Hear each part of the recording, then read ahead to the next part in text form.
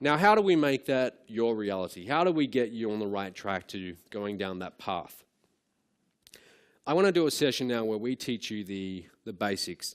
It's funny, I'm at the reception last night and a lady comes up to me and she's telling me she's been doing this for like 3 weeks and she's really, really confused. She's getting like 40 emails per day. She doesn't know, what to do, what not to do, where to turn, and it's just very confusing. This business is actually quite simple. We overcomplicate it though. Okay, we get that much information thrown at us that we can't recognize what's important and what's not. But it's actually quite simple. There's a few fundamental things that you need to do to get results. And if you do them, you will get results. Okay? Very first thing, it all starts inside of your head. Who here, you guys are getting into internet marketing, but who here is currently working in a job? Okay, all right, so quite a few of you. Who here is like full-time in your business? All right, so it's roughly like 70% of you are in jobs and 30% of you are pretty much full-time. After seeing thousands of people come through our training, one of the biggest challenges is how do they make the transition from employee into business owner? Because they require very different ways of thinking. Okay, tеасh, I don't know if you guys know who that is, but he wrote a book called The Millionaire Mind. And he talked about the differences between business owners who do very well, become wealthy, become rich, and the masses who never really do that well with money. And I want to read some of these out because I think this sums it up perfectly. The poor and middle class, they believe that life happens to me. Okay, I can't control what's going on. People who do well financially, they believe I create my life. That is like the most important thing. Whether you believe life happens to you or you are in control and you create your own circumstances. If you believe that the amount of money in your bank account is due to someone else, your job, the economy, you're never going to get wealthy. Okay? Until you accept absolute full responsibility for where you are financially, you will not get wealthy. So even when I didn't have a lot of money, because I'd spent it all on internet marketing, I still accepted full responsibility. Not in the beginning. In the very beginning, when I spent that $40,000, I went through like a period of maybe 6 months where I blamed the guy that I'd given that money to. I thought, that bastard, he never helps me. I sent him all that money. And I was blaming him for like a long time. But then I realized it's not him, it's all me. Okay, you have to accept that. The poor and middle class, they want to be rich. Everyone wants to be rich. That's why they buy lottery tickets. The people who do well, they are committed to being rich. There's a big, big difference. I come from a family of people who belong on the left side, okay?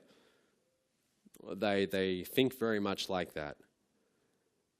Buy lottery tickets, etc. Okay? When the family that you were brought up in, I mean, that really conditions you. And those of us who were brought up with those beliefs, we have to snap out of them, okay? And that can be a real challenge.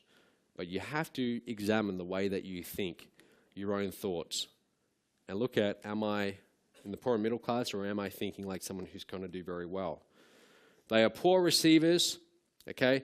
Have you ever noticed that some people, when you give them money or you give them something, they're almost uncomfortable getting it? They're like, oh no, that's too much. That's too much. Here, have some back. If you want to get wealthy, you've got to get very comfortable with receiving. Okay, you've got to get comfortable with accepting money. So if people want to pay you, you accept it, zero guilt. Okay, but it's worth looking at these two different ways of thinking because this underlays everything.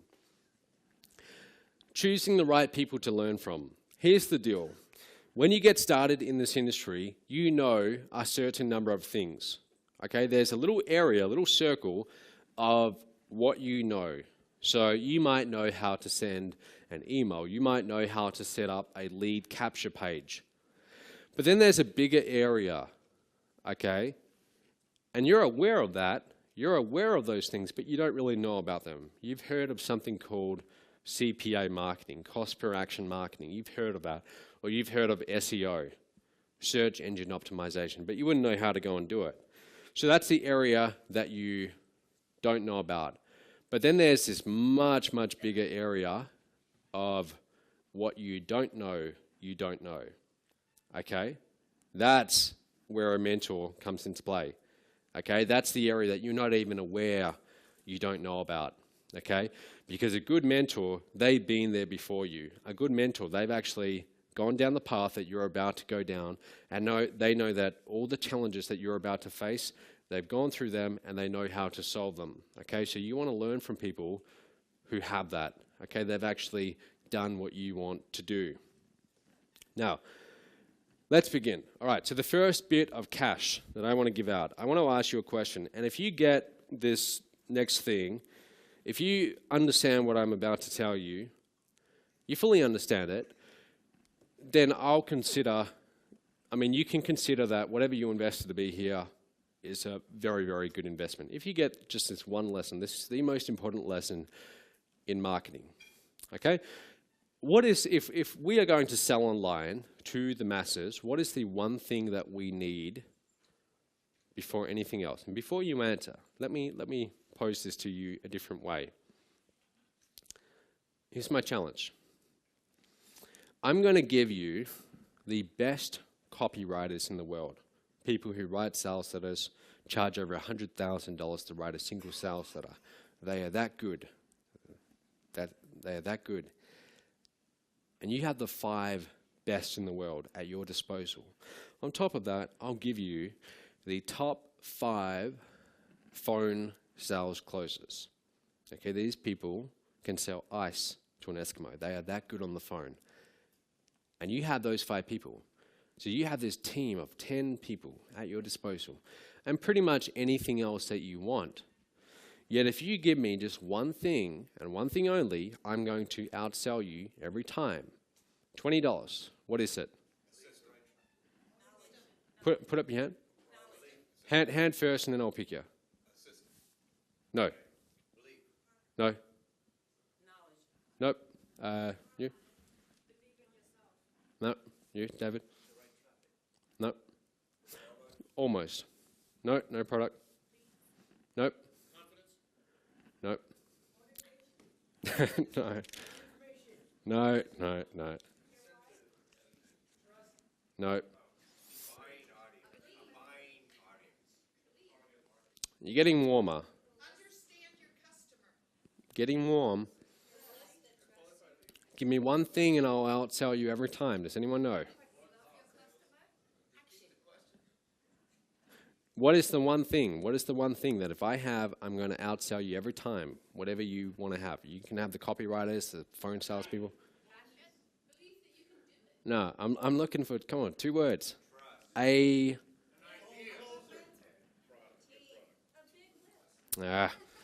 tell you. I'll tell you what it is. Don't worry, there'll be plenty of opportunity. It is this. If you give me this one thing I'm going to outsell you every single time, it's a starving crowd. Okay? If I have a starving crowd who actually wants to buy what I'm selling, I will outsell you every time. It doesn't matter if you have the best copywriters or the best marketers at your disposal working for you 24/7. It doesn't matter. If I have this, I'm going to outsell you every time. Let's take this literally. I want you to imagine this scenario, okay? Tonight, we have a dinner, like a party. Do you guys all know about that? I'll tell you, from 7 to 11 p.m. It's a private mastermind dinner. And later on today, I'll tell you how you can get invited. Make sure you leave tonight free. Those of you who are local, make sure you stick around. But from 7 to 11 p.m. in a room nearby, I'll be paying for your dinner if you're invited, okay? Again, I'll tell you later on how you can get invited. So you're going to have a feast and you're going to eat a lot of good food. Let's pretend that after this session tonight, you've had this big, big meal, and I bring you back in this room. I bring you back in this room, you all have a seat, and then in front of me I have a table, and on this table there's the finest gourmet food. I mean, there's lobster, whatever you can imagine, like really, really nice food. And I stand up here on stage and I start pitching you this food, telling you, hey, you should really buy this food. And I even offer it for half price, telling you it's really good food. you've all just eaten, you're all full. So I might get a few sales. Okay, I might get a few sales. Let's imagine another scenario though. Let's imagine that next door we have the exact same size crowd next door, about 100 people. And for this experiment, I've been a little bit cruel. I put a chain and lock on the door, and I kept them in there for 5 days without food. But I gave them water. Okay, I gave them water, but by this point, they are so hungry, they're starting to look at each other. Okay, they are literally starving. So I pitch you guys the lobster, and I get maybe, whatever, like a few sales. But then I go next door, and I'm offering them McDonald's.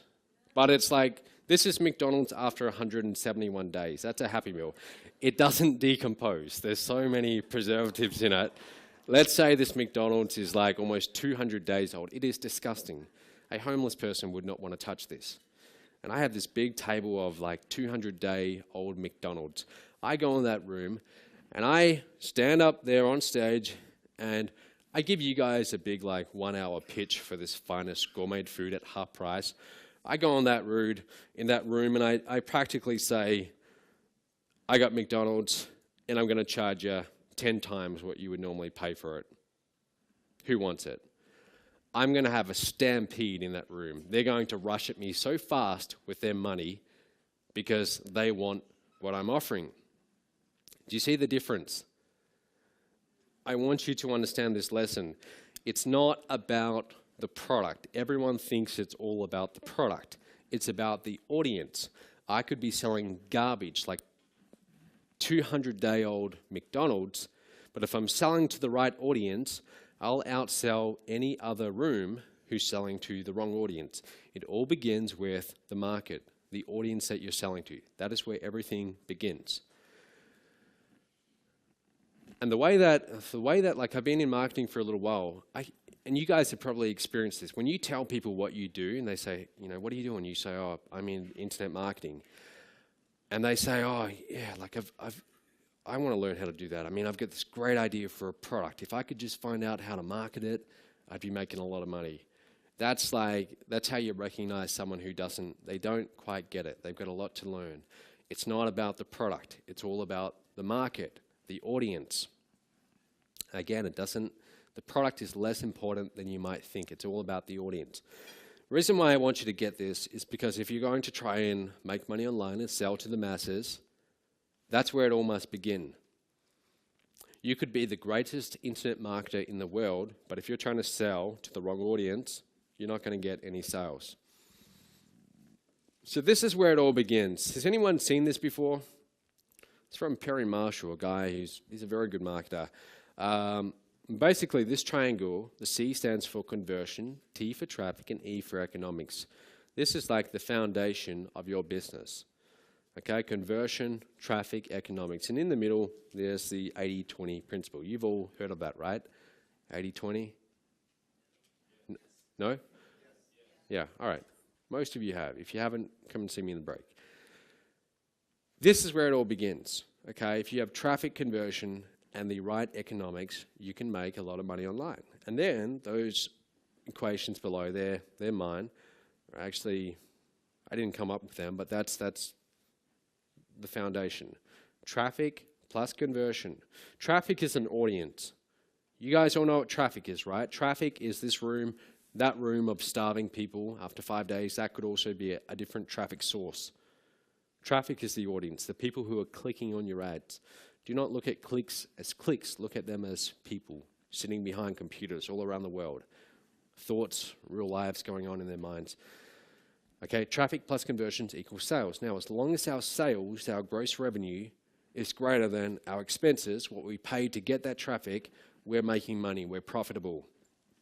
So to get you guys here in this room costs money, right? To get those people in that room costs money. All traffic costs money. There's always a cost for traffic. But as long as what's coming in is greater than what's going out, you're making money. Okay?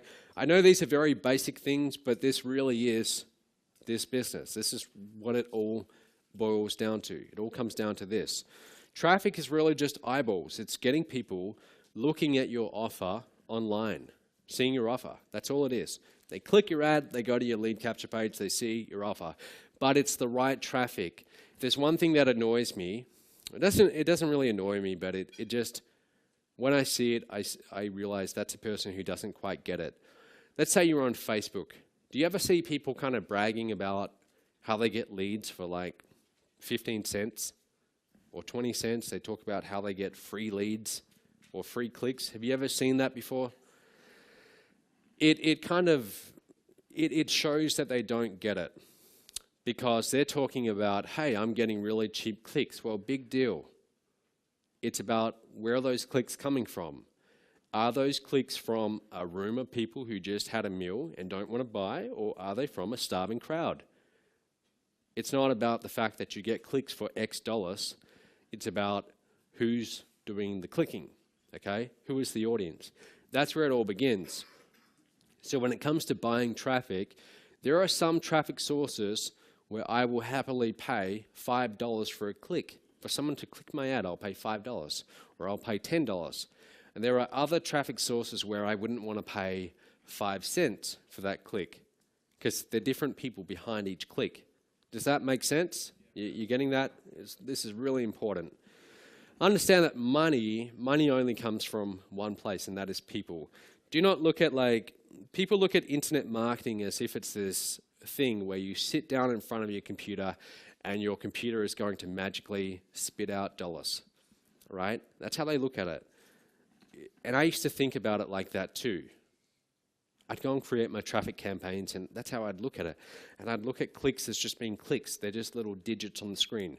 But then I started thinking about them as being real people around the world, sitting there in their home, out there in their office, or on the couch in front of the TV, laptop in their lap, kids running around, the dog barking. I started thinking about them as real people.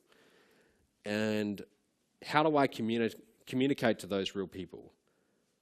How would I communicate to them if I was actually there in person? And I started to put that into my marketing. Okay, really important.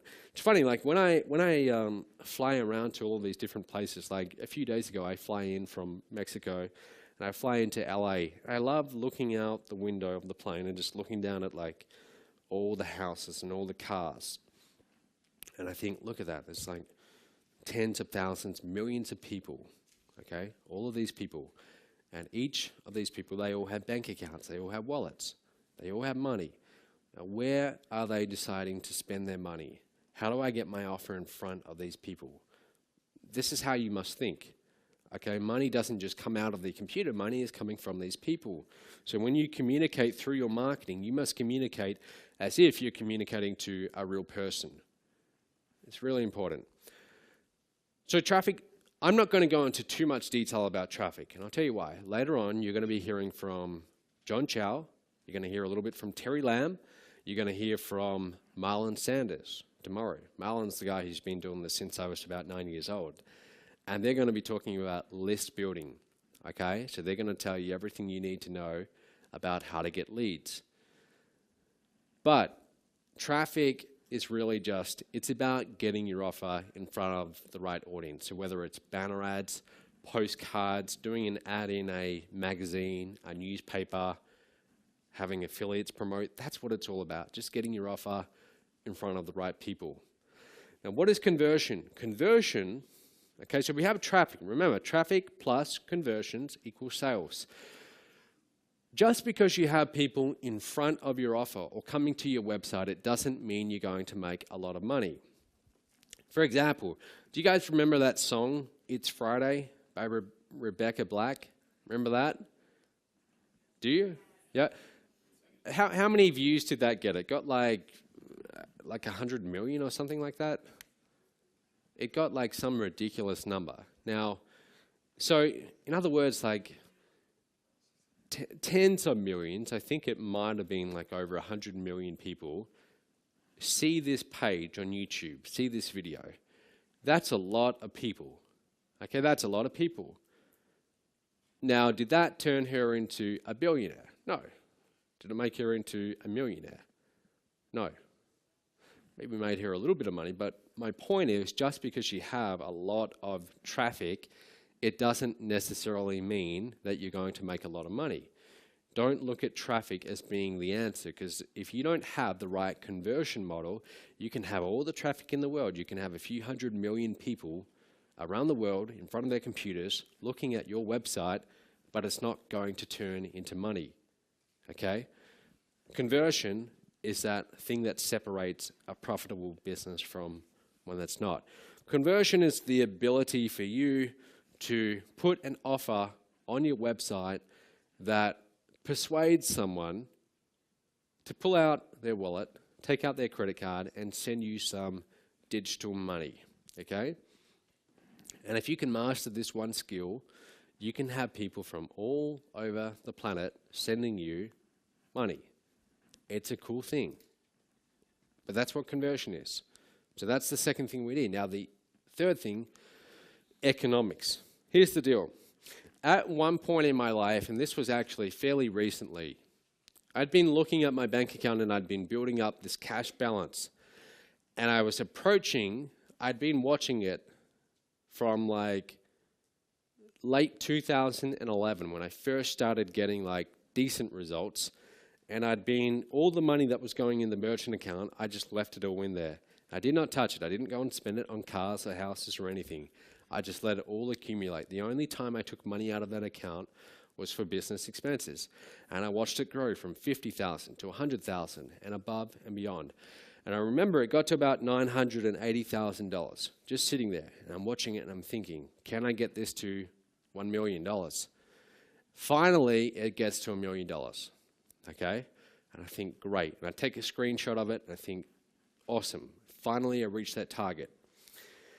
And then what happens, over the next maybe 4-5 months, we're doing several $100,000 per month in revenue.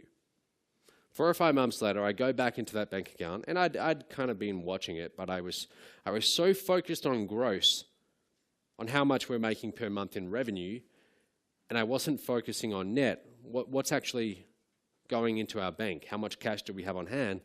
4 or 5 months later, that number had barely changed.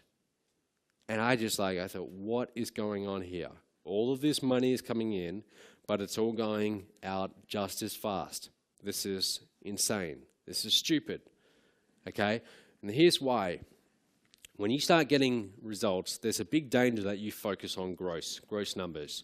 You see it all the time. Internet marketers are bragging about, hey, I make $100,000 per month. It's not about gross, it's about net. How much did you actually get to keep? The fact that you're making hundreds of thousands of dollars per month doesn't really mean anything if you're not getting to keep at least, a portion of it. This is economics, okay? The economics of your business, it must be profitable. If it's not profitable, guess what? You can't keep on spending money to go and get a new audience. You can't scale up, okay? So this is really, really important. Who here have you guys done a traffic campaign before? You've spent money on traffic before? Who's spent money on traffic? Most of you, right? And I'm sure you've had the experience of you spent like $100, $200, and you got nothing back, right? Now, how long can you keep on doing that for? Not very long, okay? More money is going out than is coming in. That's the economics. That's the part you have to fix. Now, on the other hand, what if you spend $100 and you get back $200? How long can you keep on doing that for? Forever. That's exactly what I did. When people ask me, what did you do to scale so quickly? That's what I did. That's all I did. I had my first $5,000 and $15,000 a month. Rather than go and spend that money, I chose to put most of it back into the business to get more leads, more traffic. And I took that from 15 to 45 to 81K and so on. I just kept on putting it back into the business. It wasn't that hard. It's not something that all of you couldn't do. Provided you had the right business model, so long as you can figure out, how do I put $1 in and get $2 back, then you can do that. But that all begins with the conversion, okay, the business model. We're going to talk about that a little bit later on. Now, most of you, if you are getting started, here's what you need to understand. In the very beginning, cash is where you need to be focusing on, okay? You need to be bringing in cash. Why? you've got all of these expenses. You've got money going out on traffic. You start hiring people. You need cash on hand. My first few years in this business, I was constantly on the edge of having no money in the bank. I'd get like $500, $1,000, and then it would drain away, and I'd watch it dwindle down, and I'd have to wait for the next payment to come in, okay? But you need to be focusing on that, okay? Building up your cash reserves. Some of this, does this sound like general knowledge? Maybe it does, but this is really what started getting me results, okay? Late 2011. I start making money, and I start to think to myself, all right, I'm going to keep this cash on hand for the business, okay? And that became my focus. How do I grow this? How do I build this up? Most of the money that you will make in this business is not from new customers, okay? It's from repeat buyers. This was like, again, this is one of these epiphanies that I had. I realized that, hey, I can go and get new traffic and get new customers, but what is far, far easier is if I go to my existing customers and I sell them more products. I find additional ways to help them. Because by this point, now they trust me, now they know me, they've done one transaction with me that went well. Now we have that relationship, and now they're okay. It's much easier with getting that second sale than it is the first. The most expensive sale you will ever make is the first one, okay? This is what I do really well in my business.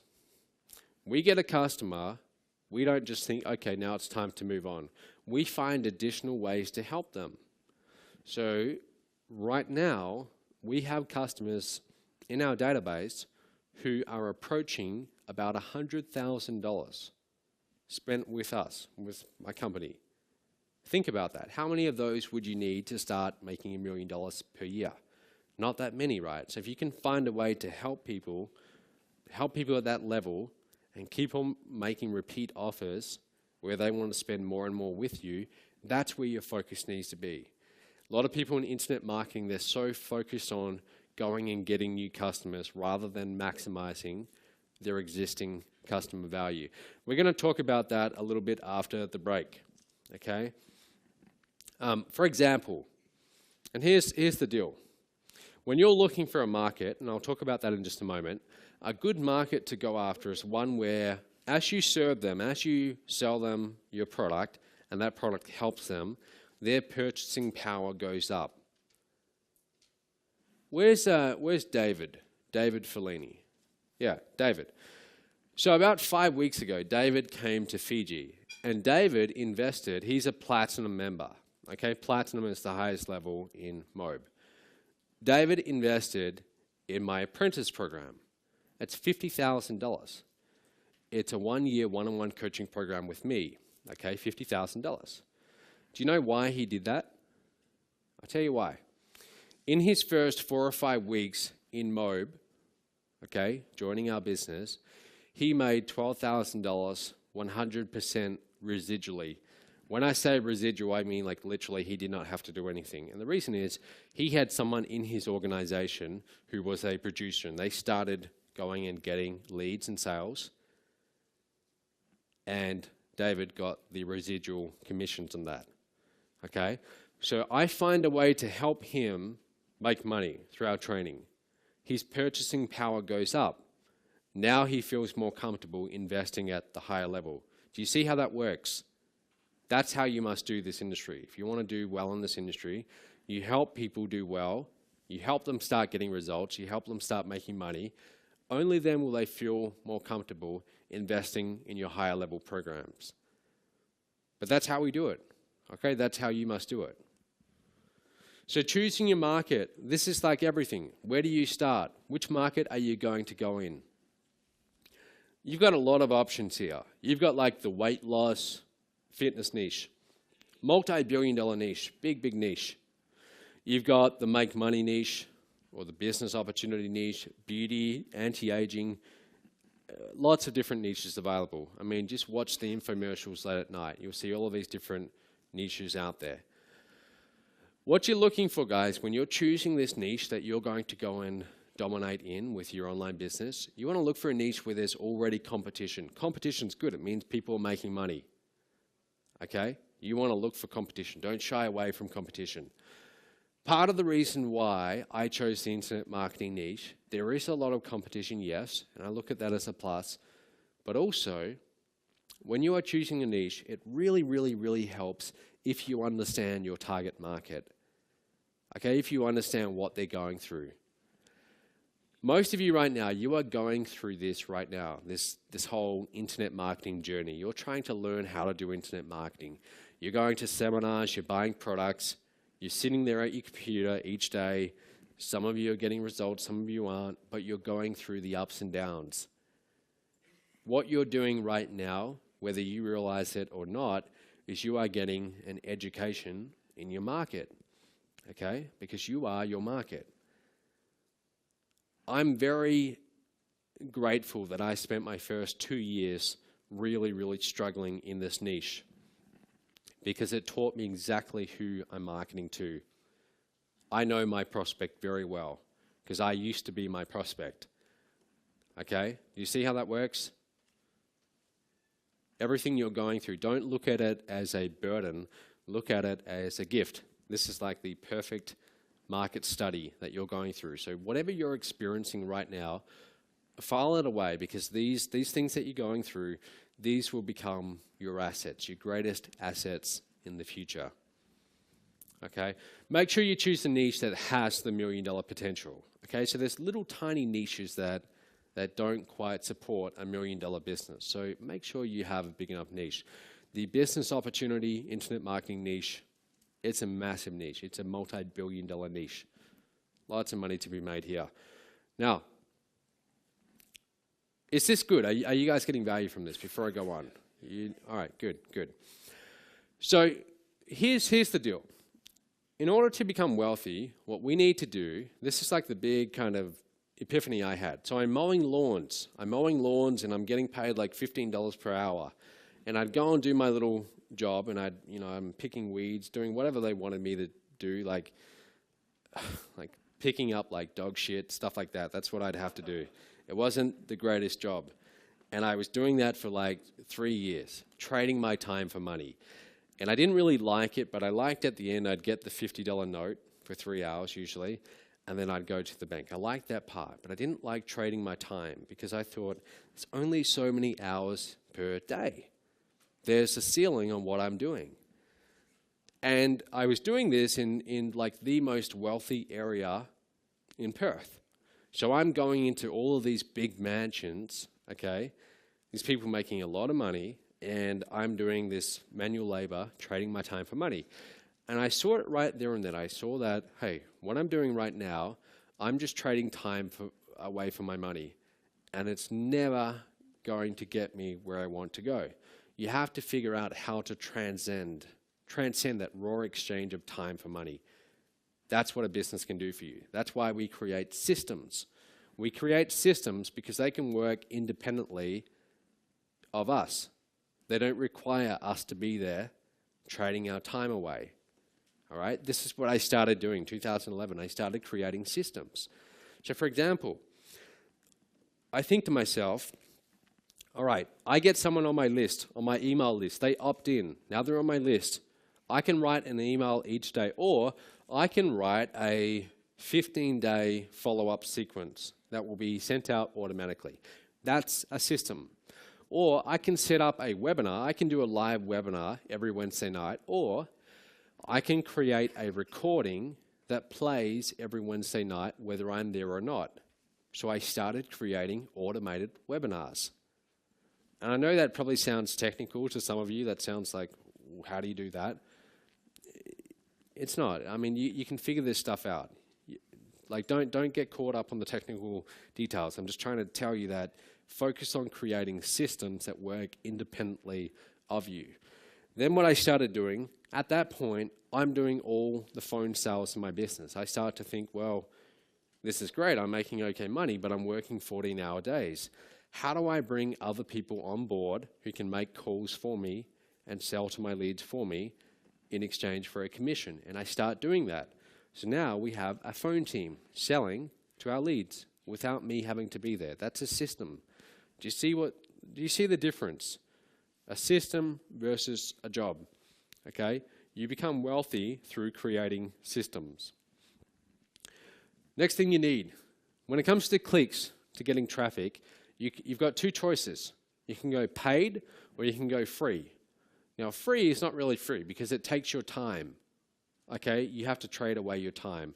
So, for example, making videos and putting them on YouTube, that's a way you can get traffic, but it requires your time. Okay? Versus paid traffic. I'm going to recommend, even though I know John is going to be talking about how he gets a lot of free traffic, I go after paid traffic, and here's why. Here's the example I always give. Let's say, during the break, which will go on pretty soon, you want a Coke. Okay, so you go down to the first floor, and you find this vending machine, and it's kind of beaten up, it looks pretty old, and a can of Coke is $2. So you put in $2, and the vending machine gives you back $1.80. And you get a little bit annoyed, but you choose a cheaper drink. And you put in the $1.80 for this cheaper drink. And again, this vending machine gives you back less than you put in. Now it gives you back $1.60. Now you start getting annoyed and you hit the vending machine and you're thinking, hey, what's going on? This vending machine is eating my money. How long can you keep on doing that for? How long? Yeah, not very long though. You're going to run out pretty quickly. You're going to run out, within a few minutes. But let's say that you go upstairs and there's another vending machine and this one's brand new. And this time you put in $2. Instead of giving you a Coke, it gives you back $2.20. Okay? So you think, okay, well, I wanted a drink, but hey, that's okay, $2.20. So now you put in $2.20 to buy a bottle of Coke, a little bit more expensive. But now it gives you back $2.40. This vending machine is giving you back more than you're putting in. How long can you stand there in front of this vending machine? Forever. And you would, right? You would keep on putting money into it over and over and over again. If you can create a system online, which we will be talking about later on today, where it's able to take $1 and turn it into $1.20, and $1.20 and turn that into $1.40, and so on and so forth, that's how you scale up. That's how I did it. Okay, it started off, again, a few $1,000s a month, and I kept on reinvesting that money, putting it back into the vending machine. That's the whole goal of this. That's why I like paid traffic. Your list. So guys, you need to build an audience in this industry. Dan Kennedy calls it your herd. Okay, your herd. And he doesn't mean that in a derogatory way, but it's like you build your own herd, a group of followers. Okay, a group of people who you influence. Okay, that's what your list does. Who here has a list, an email list? Or you've started to build one, even if you only have a few leads? That's great. Okay, so starting to build your own list, very important.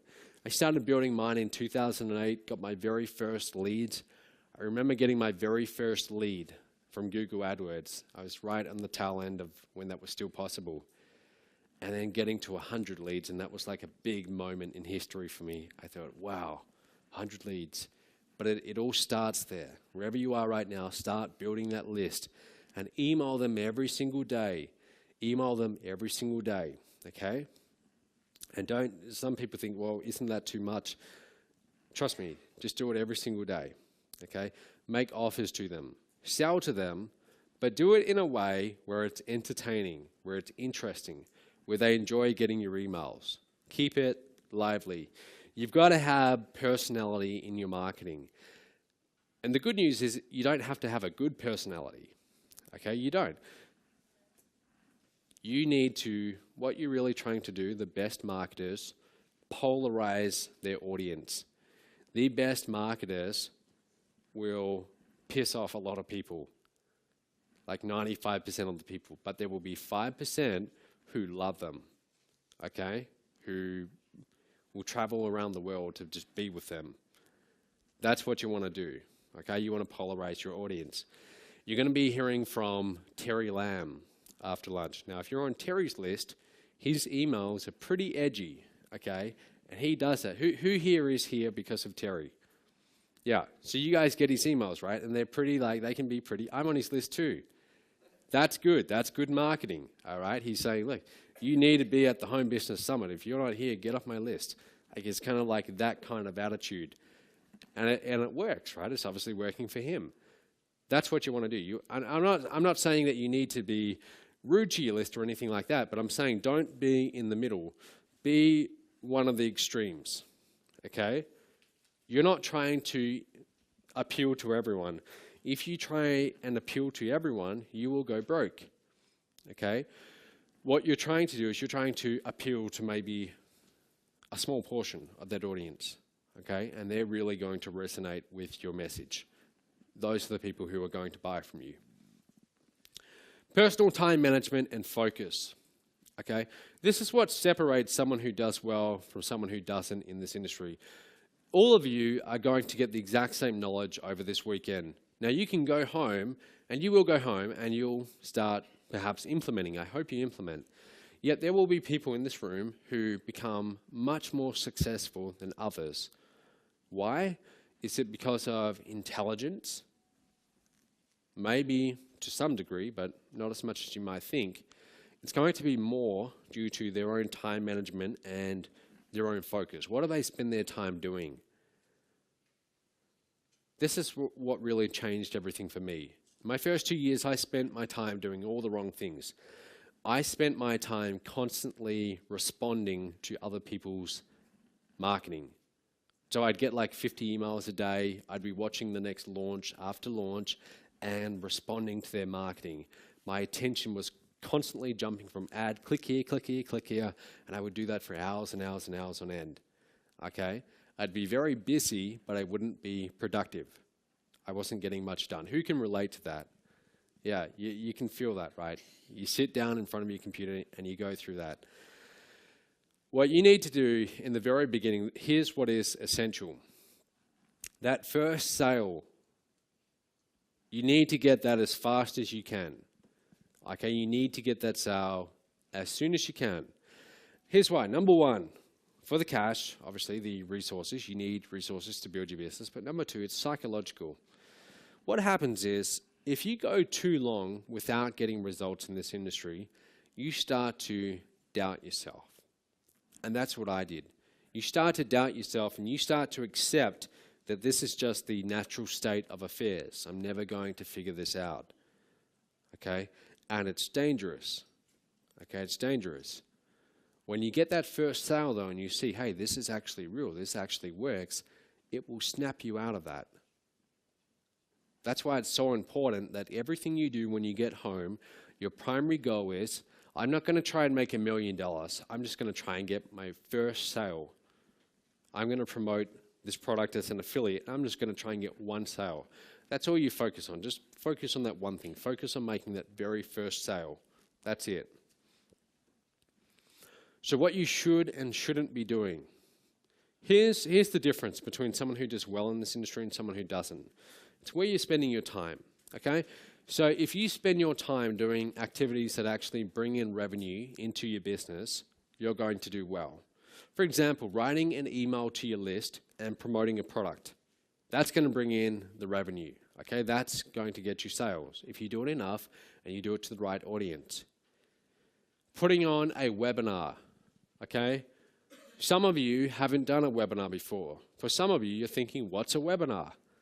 And it might think like a long way off, okay? But you've got to be challenging yourself, okay? For me, at one point, doing a webinar was a big, scary thing too, okay? But you doing a webinar and getting people on a webinar and selling to them and telling them, you should get this program, that's a revenue-producing activity. That is time well spent. Getting new traffic, talking on the phone one-on-one to a prospect, and actually selling. That's a revenue-producing activity. This is where your focus needs to be in your business. What doesn't bring in revenue is you studying course after course after course, thinking that you must know everything before you go and take action. That will keep you broke, okay? Doing admin, bookkeeping. Do you know I didn't pay taxes for about 3 years when I started this business. Not on purpose, but because I was so focused on building the business that I thought I'll do all the bookwork later. And I wasn't bringing in that much money anyway. I thought, well, what taxes? But only recently did we get up to date. But my point is, your focus needs to be in the right areas. The 80-20 principle, most of what you do, here's the thing, guys. If you were to take a notepad around with you during the day and write down what you're doing every 10 minutes, and if you actually go home and do this, write down what you're doing every 10 minutes, and then look at that at the end of each day, you will find that a lot of what you did, it's just like busy work. It's busy work, but it's not productive work. In your business, you are either swimming forwards or you're treading water, okay? Now, when you're treading water, if you've ever been in the ocean or a pool and you're treading water, you're moving, right? You feel busy, but you're actually going nowhere. That's what checking email, checking Facebook, that's what that is. That's treading water. Now, you can do that for a little while, but if you keep on doing that, sooner or later, you will drown. You will get that tide that you will drown, okay? And that is equivalent to people coming into this industry 3 months later, dropping out, okay? They drown. They spend all their time treading water. You need to be swimming forwards. Swimming forwards is focusing on activities that actually bring in the revenue, okay? It's not doing the trivial many, it's doing the vital few. The vital few, those few activities that actually move you forwards in your business. And here's the deal, guys. When it comes to startups, and make no mistake about it, this is a startup, okay? What you're about to embark upon, this is your startup. It's going to be very, very messy. It's going to be very messy. And this is what like people don't get. When I like started getting results in 2011, I asked you before, you all know Jonathan Budd, right? I had promoted for Jonathan, and we started to become friends, okay? And he had made millions of dollars, and here I was, I'd only just started getting half-decent results. And I started working with him to help him in his own business and doing my business on the side. So I saw the inside of his business. This is a guy who was doing millions of dollars. And I saw that it was chaos. It was very, very messy. And that was like an eye-opening moment. I saw, wow, this is what it's like. This is what success looks like. I've been afraid of this for so long. I've been thinking that I need to get everything, I need to know everything before I go and execute. But when I saw what he was doing, I saw this is just a guy who just executes, and he makes a ton of mistakes along the way, but he's just constantly in action mode. And I started applying that to my own business. And those people who are in my business today or working behind the scenes, and there's a few of you here, you will attest to this. You will know it's very, very messy. So what you see, you know, when you get the emails and so on, it might look like it's fairly organized, but behind the scenes, it's very messy. You have to get used to that. Don't be afraid of that. Don't be afraid of it being messy. Accept it. That's just how it's going to be. If you want to get to $1 million in this industry, it's going to be messy. You're going to make a lot of mistakes along the way. I love this little line. As entrepreneurs, we're like literally building the plane as we fly it. That's how it feels at times. Okay? We're just like moments away from crashing. And you've got to embrace that. I'm not saying you need to be reckless, but that feeling of not having all the answers, embrace it. Okay? When you embrace it, that's when you start getting momentum in your business. That's when you start moving forwards. At each stage that you go through as you build this up, and I can see a few of you, I know we're going to take a break in about 5 minutes, guys. At each stage as you build this up, it's different, okay? In the very beginning, when you're getting to your first like $10,000 a month, $50,000 a month, it's going to be chaos, okay? It's going to be chaos. It's going to be very messy. Don't be afraid of that. As you build it up, you're going to start to bring people on board to help you out, and you're going to start to have more structure in place. And then it goes to rapid growth and then continuous growth, and it gets bigger and bigger. But in the very beginning, the startup environment, it is like that. It's chaos, it's messy, and the thing is, guys, most of us, we're brought up through the education system where we are taught that you go and study books first. You go and study books, you do the test. You go on and acquire the knowledge first before you go and do. That's why I struggled for my first 2 years. I was in my 4th year at university. I mean, I'd been through like the last decade, I'd been in the education system, and I'd been trained that that's what you do. You study, you get all the answers before you even think about doing. And I tried applying that to internet marketing, it doesn't work. And then I switched my approach and I thought, okay, how about if I just go and do? And I figure it out along the way. And I make a ton of mistakes, and it's very messy, but that's what I'm going to try. And that's when things started to change. Your focus in the very beginning, everything you do must be about making sales. And I know I probably sound like a broken record here just telling you this over and over, but this is truly like, this must permeate everything you do. Everything you do in the beginning must be about, how do I sell more products? Look at people like Richard Branson, for example. I mean, he's always selling. He's always in selling mode. Donald Trump, he's always selling. Like these entrepreneurs, they are always selling. That's what you must learn to do. Okay, this must become a part of what you do. Always be in promotion mode. Now, a big question I get, and a few people asked me this last night, how much time do you need to put into this? How much time do you need to be dedicating to your business? And my answer is that it really depends. It's possible for you to get to 10,000, 50,000 a month working a few hours per day if you are working on the right things. Okay, it's possible. But if you want to take this to millions and millions and millions of dollars per year, this will require an absolute dedication from you. Okay? And some people look at that and they think, well, I don't want to do that. That looks like a lot of work. And here's the deal. Here's what I learned. If you look at this as work, then you're going to have a hard time getting results. You cannot look at this as work. You must learn to love this. I mean, like for me, doing marketing, it's always on my mind. My business is like always on my mind. It's like one of the most important things in my life. And if you want those kind of results, that's how you must think about your business. You must learn to love it, okay? Richard Branson, I don't think of work as work and play as play. It's all living. Like there's no clear lines. It's not 9 to 5 anymore. When I look at my business, like I'm always in that mode, what's going on in the business, okay? I'm always thinking about it. This is how you must learn to think and relate to your own business. Now, I don't know if you guys are interested in this, but if you are wondering, like, what do you do in a typical day to do the kind of numbers that you're doing? What's your typical day look like? I want to just tell you this. And are you guys interested in this, or do you want me to skip over it? All right. So this is like the earliest I've been up in about 5 weeks. I woke up at 7 a.m. this morning, and it was very painful. Normally, I wake up at like 11 a.m., and that's when I start my day, because I sleep late. But I wake up, and I go to the office. And I'll talk about that in just a moment. I have an office. It's only 5 minutes away, but I go to the office. First thing I do, I go and get my coffee. I need my coffee, and I sip it all throughout the day. I have to have that coffee. It's like a habit. And the first thing I do, I sit down in front of my computer, and I check my emails. I check my Facebook. This is not what most time management people tell you to do, but that's what I do.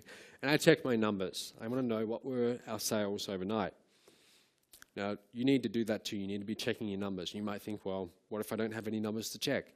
You need to still start doing it. That's how you're going to train your mind to focus on, are we moving forward? Are we bringing in revenue? Okay? But that's what I do. And I'll talk to the key people on my team. I'll email my list. I'm always thinking about that. The most valuable asset that you have in this business is the relationship with your list. I can't tell you the number of times when I hear people tell me, oh, Matt, I brought some leads from you, okay, and I got like 500, 1,000 leads on my list, and then I ask them, have you been emailing them? And they say, well, not really. And I say, well, how long's it been? And they say, well, it's actually been about 5 weeks. should I start emailing? And by that point, I'm like, well, that list is pretty much dead. Your list is an organic thing, okay? And the relationship between you and your list it is organic. It's either improving or it's degrading. It's never static. And you must keep it alive. That's why I say you must email your list every day. At least do it at least 4 times, 5 times per week in this niche. Keep it alive, because that relationship, if you don't email them, they'll start to forget who you are. That relationship will be damaged. Okay, that relationship is money. That's everything. Okay, so I'll email my list. That's very important to me. I will create new products, create new offers. That's a revenue producing activity. See, this is something I do these days. I didn't used to do this 4 years ago or 2 years ago because I didn't know any better. I'm not saying that you guys need to go and do this. I'm not saying you need to go and create products. What I am saying, though, is that your priority when you sit down to work each day must be what's going to move the business forwards, what's going to bring in revenue, okay, what's going to move us forwards. Improving our current sales funnels, improving the conversion model, very, very important, okay? Now, around 3 or 4 p.m., I'll go and get lunch, okay? Whatever I do, I go to Subway, whatever, and I eat at my desk, and I'll watch YouTube, but it'll be something about this business, okay? It won't just be, sometimes it is, sometimes it's just time-wasting stuff, but that's what I do. And then at 6:30, then I'll work to 6:30 p.m., I go home, go for my run, have dinner, and then I'm back in the office, and I'll work through to 11 or 12, okay? Most of you probably wouldn't want this life. And people would maybe want the money, but they wouldn't want the life, okay? Here's the thing, though. I tell you this because this is what I do. I love what I do. I love internet marketing. I love having this, my daily routine, 7 days a week, even Sundays. This is what I want to do, all right? I love doing the business. You must learn to really love your business. You must become that passionate about it that you're always thinking about it. So I get home, I'll usually, I'll watch a movie or something like that, but I always have my laptop open and I'm always thinking about the business. That's a typical day in my life. Now, you don't have to be putting in those kind of hours, okay? You don't have to at all. And over this weekend, I'm going to show you a few ways where you can still get the results you want, whether it's 10,000, 20,000 a month, whatever you're aiming for, without having to, live this kind of life where you're putting in 12 hours per day. But I just show you this because if you want to take this all the way to millions and millions of dollars per year, this is the kind of dedication that you must be willing to put in. Not too many people really tell you that because it's not something people like to hear, but that's the truth. Your environment. A key turning point for me around that time of late 2011 was when I decided I need to start taking this business a little bit more seriously. I need to get out of my bedroom, because up until that point, I'm working out of my bedroom. I have a desk in the corner, and I need to get a real office. And when I go to work each day, I need to treat my business like, I don't like to say it, but like a job almost, where I actually have a time when I get into the office, and I sit down and I get stuff done. So I rented an office, even when I could barely afford it. And it scared me to sign the lease for 1 year, because this was a time when there wasn't much money coming in. But I knew, hey, something's got to change here. This isn't working. So I go and I rent an office, and that was one of the best decisions I've ever made. I still rent an office. It's 5 minutes away from where I live. I drive to the office every day. It costs me like $1,000 a month extra, okay? $12,000 a year. Maybe that seems like a lot to you, maybe not, but it comes back many times over in ROI, okay? Because it's a better environment. You sit down and now you're ready to produce. When you try and run your online business from your laptop in front of the TV, you're not really working, right? You're you're checking email. That's not really getting stuff done. So the environment that you're producing in has a big impact on what you get done. This other principle, guys, as you're scaling this business, and we're going to have a break in about 2 minutes, but as you're scaling your business, I want you to learn this lesson early on, because no one really told me this, and it's got me into trouble a few times. One is the most dangerous number in business. You don't ever want to become dependent on one thing. For example, if you become dependent on one traffic source and that traffic source dries up, that's dangerous. If you have one merchant account where you're accepting the money and that merchant account gets shut down, as they often do for some reason, there goes your business. A little while ago, our CRM, like where we manage all of our customers, that pretty much got shut down. Hundreds of thousands of dollars that cost me. Okay? So don't ever become dependent on one thing. Always be thinking, what's my backup plan here?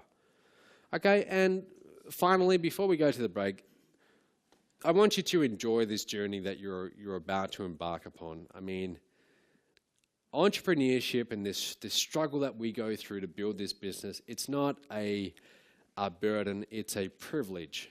It's a privilege to do what we do. We live in a time, if you look at the history of humankind, we are very lucky to be living at this time with the internet. We can reach people all around the world with our marketing. It's incredible. So we're very lucky, and look at this. This is fun. Look at this journey as something that it's something to enjoy. Don't look at this as a struggle.